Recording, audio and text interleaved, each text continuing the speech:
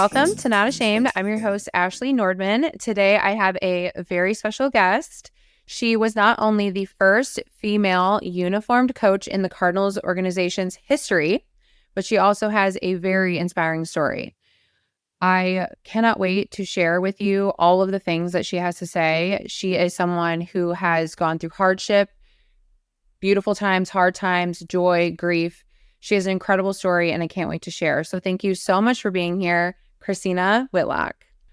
I know that there's a lot here we can unpack, but I really want to start with the loss of your husband. So can you tell me about your husband, Brian, and the last day that you saw him? First off, Brian Kelly Whitlock was a wonderful man. Everybody loved him, and he would give you his shirt off his back. He was a blue-collar man. He was my best friend. He was my soulmate. He was a great husband, good father, and he was also a great brother and a fantastic son. The lunch ladies that he delivered lunch to loved him. His colleagues loved him, and the community showed that they loved him as well when we came together to celebrate his life back in September 10th, 2002. We were sitting out in the yard and we were pulling weeds. I was pregnant 9 days away from giving birth. We did not know if we were having a little boy or a little girl, and we didn't have a name picked out. And when we were sitting outside pulling these weeds, he got really serious, and he proceeded to tell me that he had called my mother and asked her to come out and be with me while I had the baby. And I got a little aggravated and a little bit, I was already moody. I'm days away from giving birth. And I'm like, why'd you do that? Why'd you do that? And he proceeded to tell me that he was sick. And when he proceeded to tell me that he was sick, I wasn't hearing him completely in regards to how serious it was. I was and I wasn't, because what he was telling me was that he hadn't been feeling well since our trip to California, and that he was sick. And he proceeded to tell me that I was going to have to take care of myself and learn to stick up for myself. And in that moment, I think that's when it hit me, and I just didn't want to really hear anymore at that moment. That I wanted to go do what we were going to do. We were going to go play softball. We were going to go be with our friends and family, and then we were going to go have a family dinner. And so our conversation was brief, but at the same time, because I was somewhat moody in those moments, we didn't get a chance to get into any further details regarding how exactly he was feeling. When we went to the softball field that night, he played a game, he hit a home run, he complained of a little reflux, kind of like heartburn is what he had said. And then we went to Chick-fil-A. We had a family dinner with everybody in our family, and it was wonderful. And the next morning, our 2-year-old had crawled into bed right around the time he gets ready to leave for work, which is between 3 and 4 in the morning. And our 2-year-old always wants chocolate milk about that time. And Brian leaned down and he gave me a kiss, and he said, "I love you, baby. Chocolate milk, mommy. Chocolate milk, mommy." And those are the last words that I heard from him.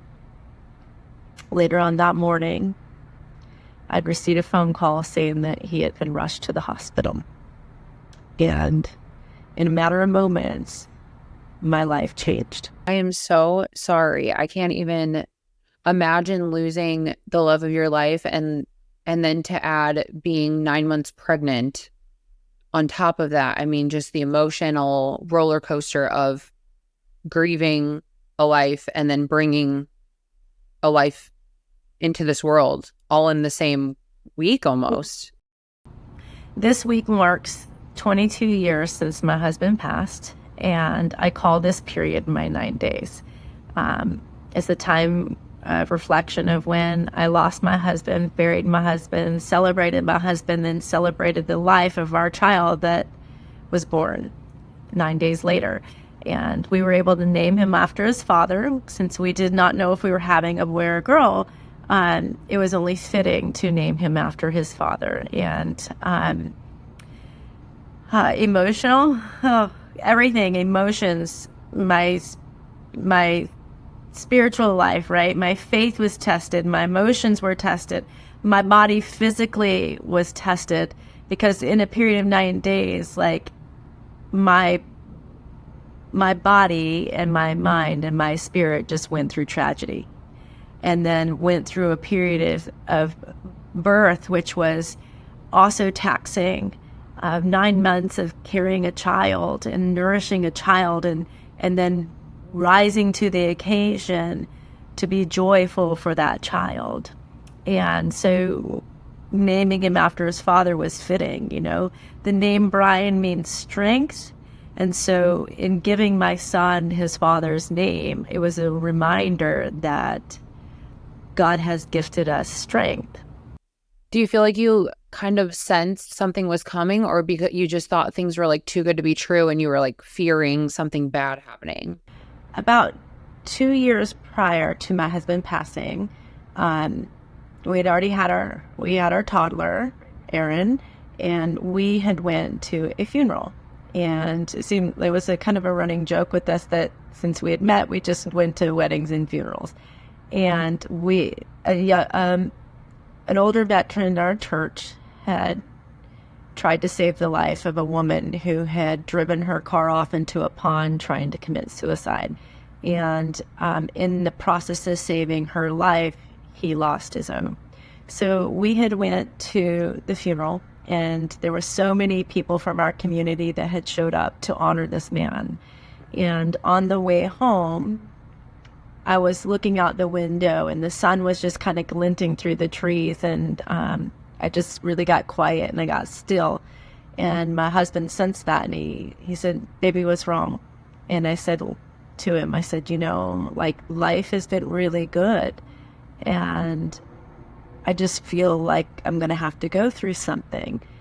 And he looked at me with this great big smile, and he says, "Baby, God doesn't take away your blessings." And I said, I know that. However, when I think back, and if you fast forward to that conversation in the front yard while we were pulling weeds, I think that was the Spirit moving again. I was understanding a little bit more about what God was going to take me through.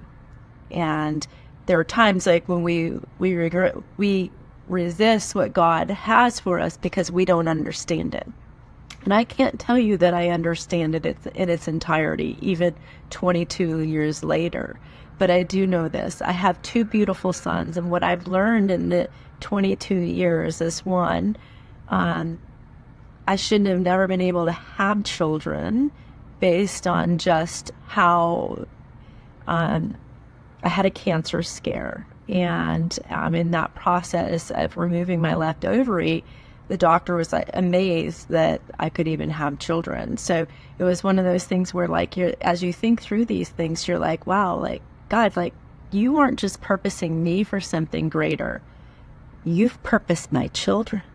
And so to think about the fact that my 2 boys have a great purpose ahead of them as well, that's pretty amazing as well. So I think that it did I sense something was wrong? Yes, but I also sensed that, like, God was going to be doing some work. And so as I look now, like I said, 22 years later, I'm thinking, like, I still have that sense that God is going to do work.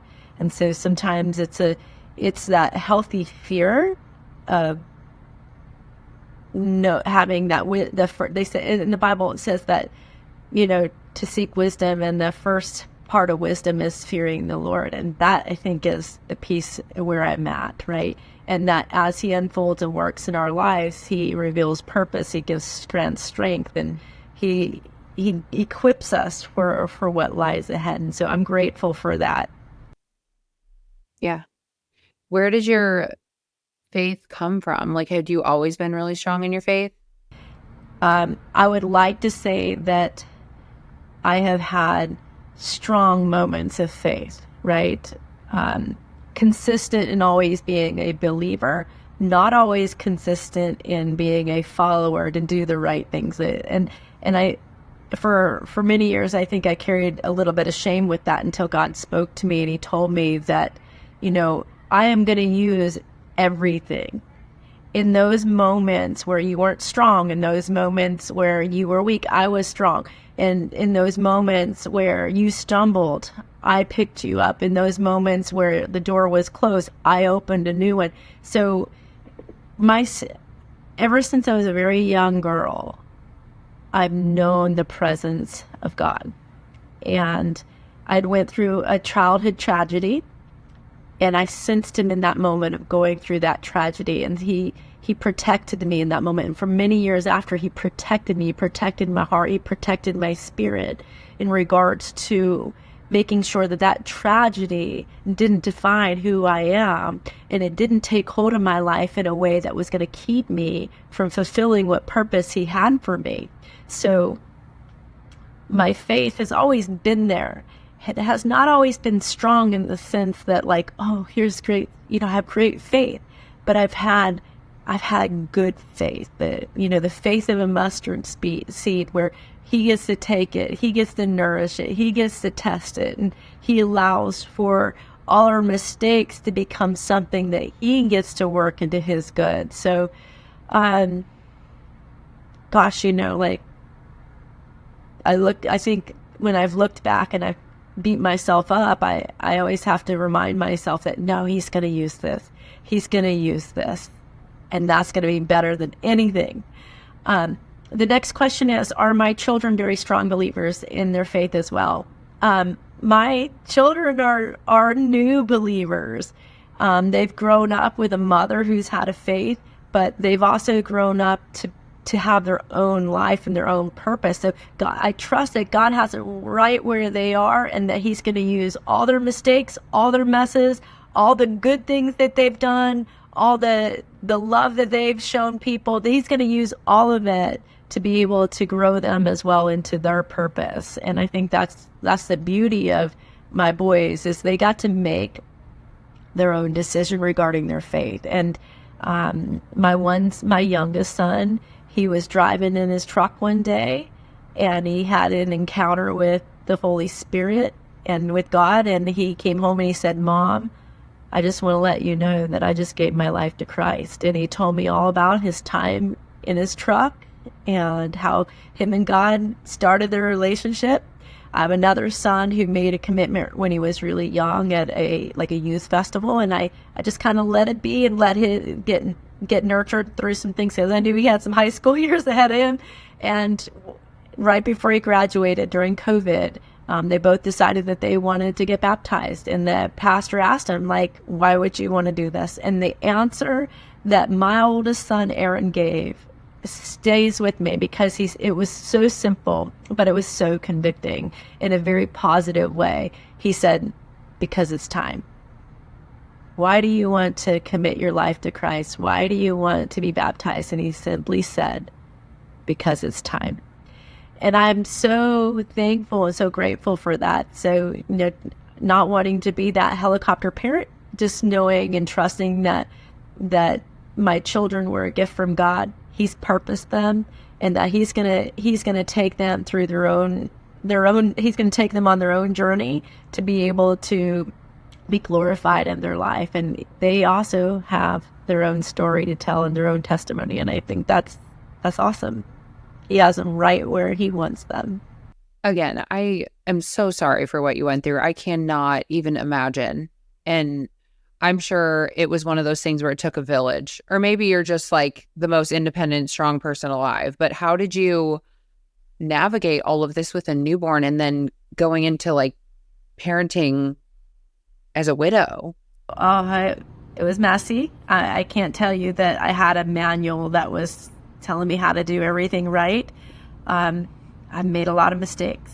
In the immediate days following, it was really challenging because my first child was born from C-section, and my second child was actually born a VBAC.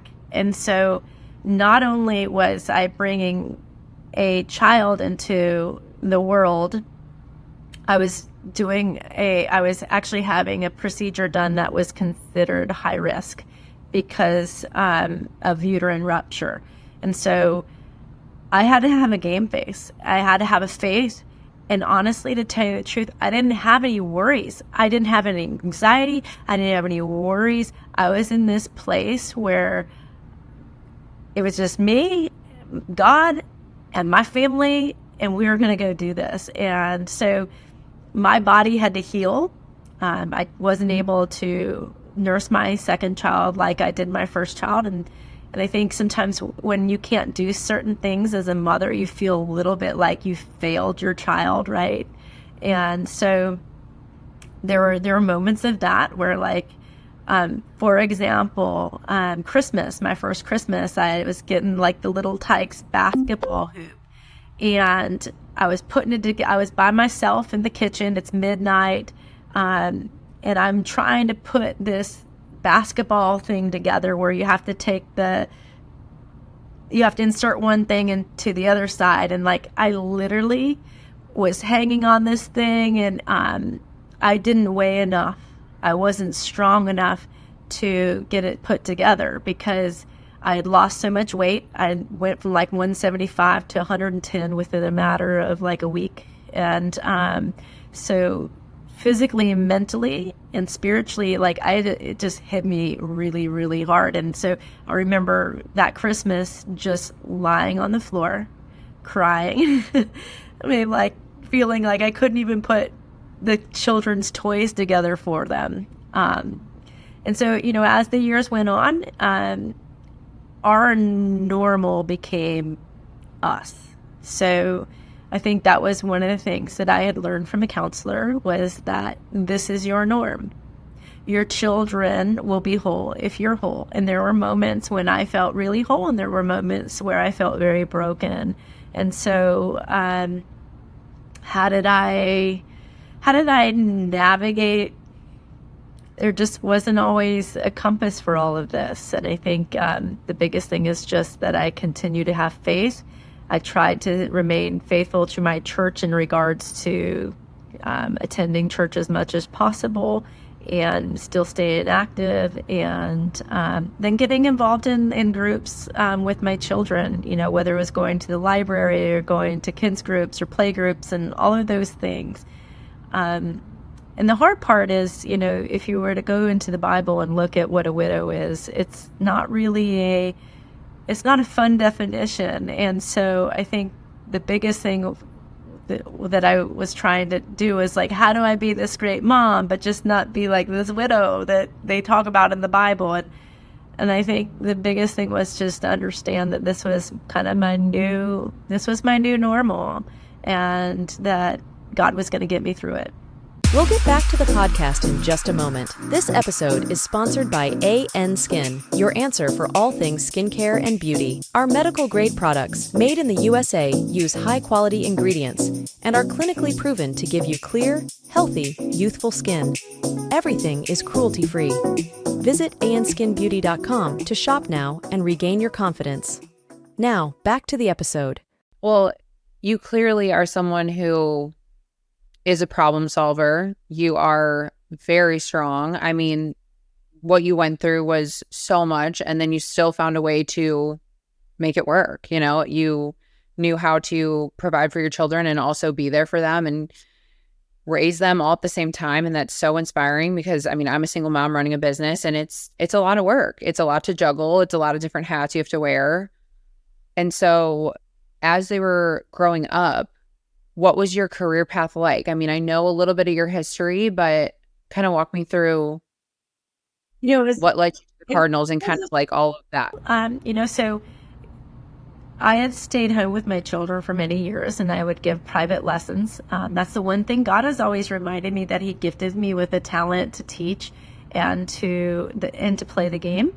So I was always able to pass on wisdom and instruction to people who wanted to pursue a college dream or a professional dream. So I was always in a community to where I could always teach and, allow, just kind of supplement, my income or, then when God called me back into college coaching, he's like, we're going to New York, which was funny because my husband was like, we're not moving north of the Mason-Dixon line or west of the Mississippi. So it was one of those things that when God called me to New York, I was like, all right, this is you. I'm going to follow you.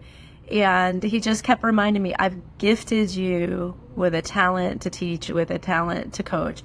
And this is your mission field. And so just following him, at times it was stop and start. Like there'd be many years where I was in the private sector, then at the collegiate ranks, and then the private sector, professional ranks, also internationally, coaching internationally.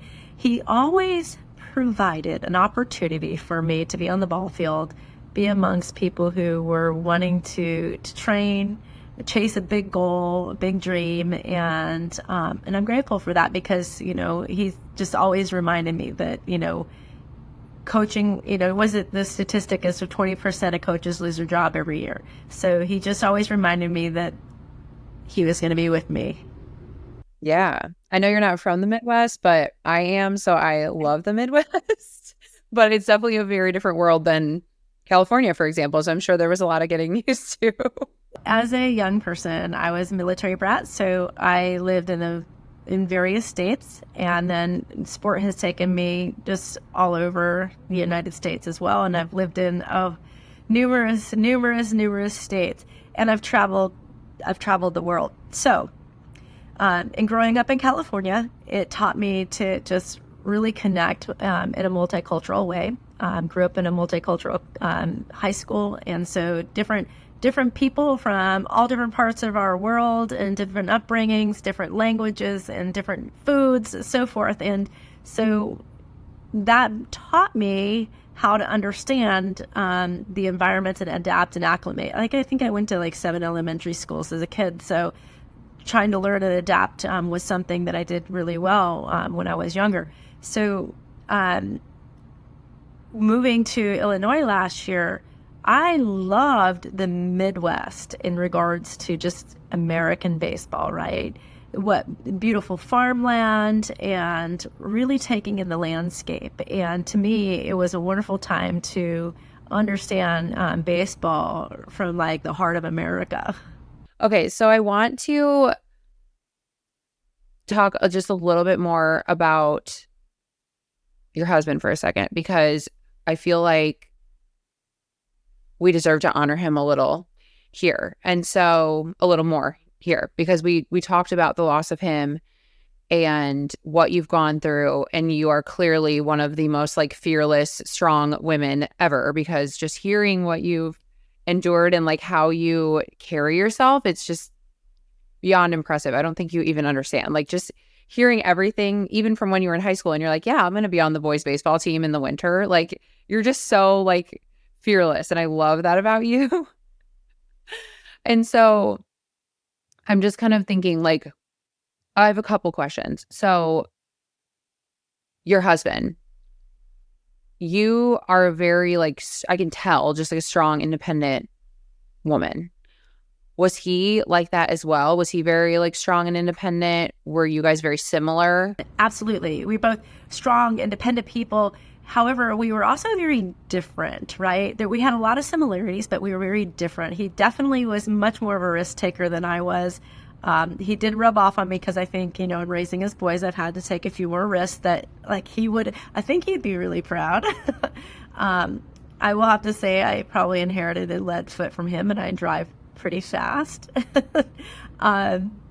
Let's see. He grew up in NASCAR country. So for him, going fast was like a big deal, right? He had buddies that worked the tracks. He worked the cleanup crew of the tracks. I think that's one thing. NASCAR will run a video, and it shows him out there trying to put out a fire on a car, and get one of the drivers out. So he's he grew up around the track, and I think, we had a different idea of what sport was, but we also understood the idea of what it took to commit. And I think one of the coolest things was, before he passed, he dropped by work and he said, "Hey," he goes, "you need to cancel your lessons." I'm like, "What?" And he's like, "We're going to Jennerstown, Pennsylvania." He goes, "I'm driving the rig." And so I got to actually fulfill one of his dreams of being part of a pit crew. He ended up being on the gas catch man for Joey Clanton in the Zaxby car. And we went and we raced in Jennerstown. And so that was a really, again, spontaneous. We didn't allow for things to get in the way of us pursuing things, spending time with people, and pursuing dreams. And I think that was probably one of the most fondest memories that I have, is the fact that we got packed up. We're in this big rig, this big yellow truck, and we have the car seat strapped into one of the seats, and we're all just bouncing along, going up the road, making sure that we got that race car there and ready to go at the track that next morning. So tell me, is there anything you do now or have done over the years to continue to honor him? Well, the biggest thing is just making sure that I raised his two boys in a way that he would be proud of. And I believe that I have done that. And I think that the next thing is to make sure that friends and family don't forget him. And I would really, through the years, I've donated to Movember in regards to men's health. And that is something that I would really like to continue doing, and maybe even escalate that in a way that allows for us to pay more attention to men's health. I think that's important. I think having two boys and a husband that was ill, I would really like to make sure that we pay attention more to our men's health. I think there's a lot here that you're already doing to honor him, clearly, and you're taking your health seriously. Your children are as well, and they obviously see the signs, and there's things that they want to do to honor him too. And like you said, like, God puts things on your heart, and I think when the timing is right, timing is so important. You'll know, like, the right thing will come up. And I think that's a really great thing you can do, is help men understand, like, you don't have to just suck it up and like be there for everybody like all the time. Like, you can take care of yourself too. Like, you got to pour into yourself and prioritize your health, or you're not going to be your best, or your health is everything, really. Yeah, absolutely. I have a final thing I want to ask you before we wrap up here. First of all, thank you so much for sharing all of this, because your story is so inspiring, and it's going to help so many women and men who have gone through hardship and have come out on the other side. And I want you to leave us with a final piece of motivation, if you don't mind. I know you believe in signs and that you're clearly like spiritual. And what is something that you can tell us to remind us to keep going when things are hard? So when God called me back into coaching, and I packed up my two boys and we headed for New York, one of the things that he did was he laid the scripture of Matthew 6:26 on my heart, and he reminded me of the birds in the sky and how on a regular basis, on a daily basis, he takes care of them and that they don't worry. And so we developed this family motto of live like the birds. And I would just remind myself from time to time, live like the birds, live like the birds, don't worry, live like the birds. And one day, my youngest son saw me in a state which I was probably worried or panicked. Something might have been a time when they saw me cry. And he just said, "Mom, remember, you always remind us of our family motto, which is live like the birds." And so I realized that was something that had impacted not just me, but it had impacted my boys as well. And so Matthew 6:26, live like the birds. I love that. That's so comforting. Yeah. And now I'm over here like, I'm going to literally sit outside and think of that every time I see the birds, because I have a bird feeder in my backyard. Thank you for sharing that. I really appreciate it. Christina, thank you so much for being here. I am leaving this conversation with my heart so full, and I'm so inspired by you. You are someone I look up to, and I'm so grateful for your time. So thank you again for being here. Thank you guys so much for listening. Until next time, be loud, be proud, and be shameless. For more information, visit us at anskinbeauty.com to shop all our medical grade skincare,